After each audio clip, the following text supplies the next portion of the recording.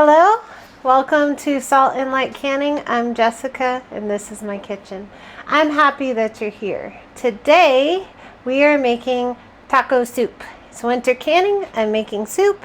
This is just the way the seasons roll in my kitchen. So I already browned my ground beef and I'm going to get it in this pot.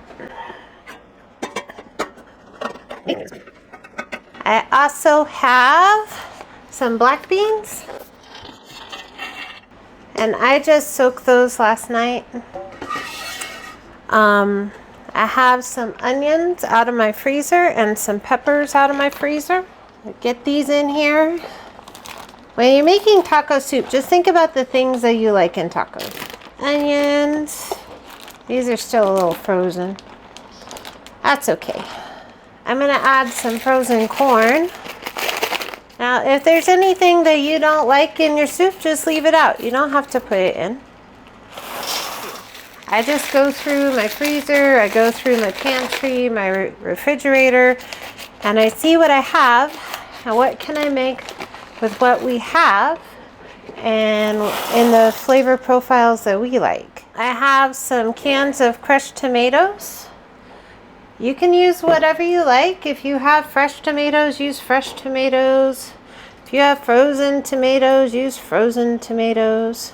I'm gonna let this cook down some and I'll be back when I'm adding some seasoning. My soup is getting warm. It is by no means cooked, but it's warm. So I'm gonna add some seasoning. I'm gonna start with some brown sugar, and that's just to help cut some of the acid. You don't have to season it how you like, okay? Use what you have and what you like. You don't have to do what I do. If there's seasoning that is just your absolute favorite, then do that, okay? Or you don't have to add any seasoning at all. It can just be vegetables and meat or beans or whatever. It's your soup. Onion powder. And I know I have onions in there, but it just adds a different depth. Garlic powder, or granulated garlic. Cumin. Cilantro. This is just dried cilantro. Taco seasoning. Whether you make your own or however you do taco seasoning, the great thing about canning your own soup is you get to make it taste however you like, however your family eats it.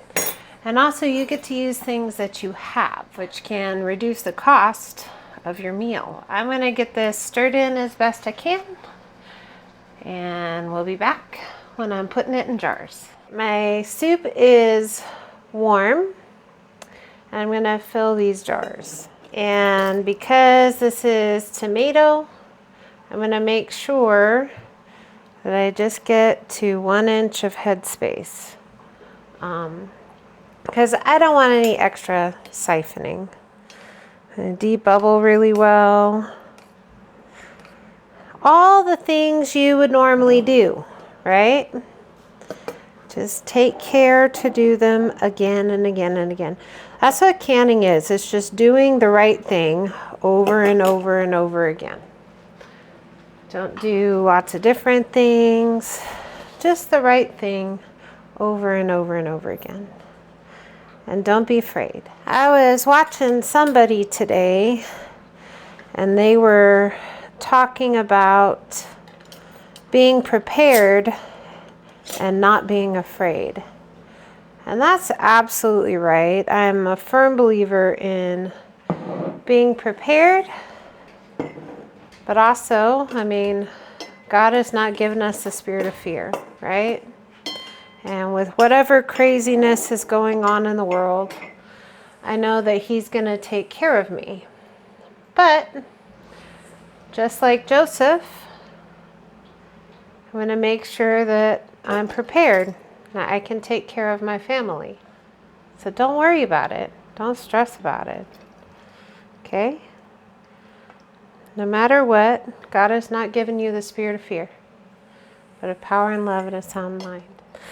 I'm just gonna keep filling these jars with delicious taco soup. I'll be back when I'm doing something else.